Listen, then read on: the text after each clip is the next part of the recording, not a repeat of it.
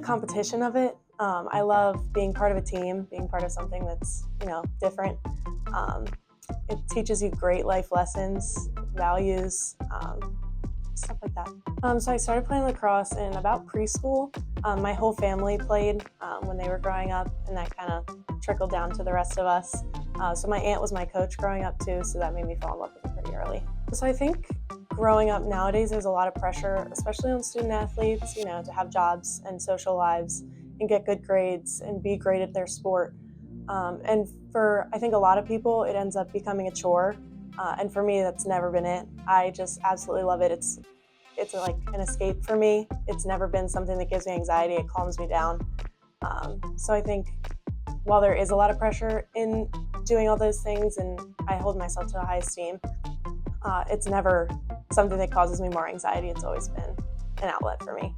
Yeah, I think it's super important, to really find that sport that you really love, that you care about, that you're willing to practice at outside of the season. But with that being said, too, I think it's really important to play multiple sports at a young age, to not specialize, because for one, playing on different surfaces, right, you're going to have different movement patterns. It's going to give your body a break when you're out of maybe say like basketball season, and you're not on the hardwood. You're going to be playing football, for example. You're on the turf, or soccer or lacrosse, whatever. It's super important to play on different surfaces, have different movement patterns. But then I think as you get older and as you kind of find what you love, that allows you to specialize a little bit more.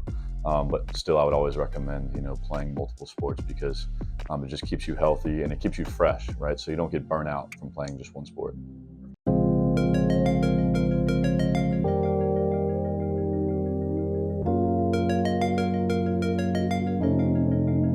It was about midway through my senior season, so I'd say probably in April. And I had had really bad knee pain, tendonitis, for months, especially my junior season, but it even persisted after that. And I realized halfway through my senior season that my knees weren't constantly hurting anymore, and my feet weren't constantly causing me pain anymore. And I wasn't constantly aching in my hips and things like that. And I'd remember Kyle had mentioned something very briefly about how strength training is the best form of injury prevention, and it kind of just clicked all at once that it's working, that this process really does work. You're much more likely to get injured playing your sport than you are in the weight rooms, right? Weight room is actually going to be injury prevention. Strength training is going to be injury prevention. So our objective with her was to get her as strong as possible, as durable as possible, right? We're trying to make her, no, we're not trying to break her, we're trying to make her hard to break, right? So we got her strong. We had objectives for her strength goals in terms of her split squat. We wanted to get it to 90% of her body weight, and she achieved that goal. The split squat, for example, we really wanted to lock in on that, because you play sports on one leg, right? Whether you're running, you're jumping, pushing off, right? It's usually going to be on one leg at a time. So we want to get her really strong, and we did that. This is the first year she's ever gone through an entire season without getting injured. She had a little bit of knee pain at the beginning of her season.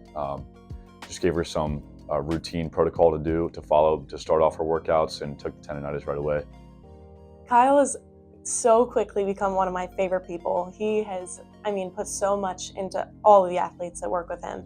But his encouragement, his support, his dedication, his passion is contagious. It bleeds into everybody here. So I am beyond grateful to be able to work with him.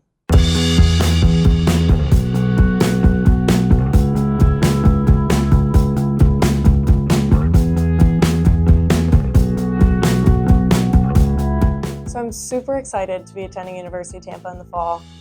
While it is a little daunting, the idea of being a freshman again, bottom of the totem pole, I feel so much more prepared than I ever have been before.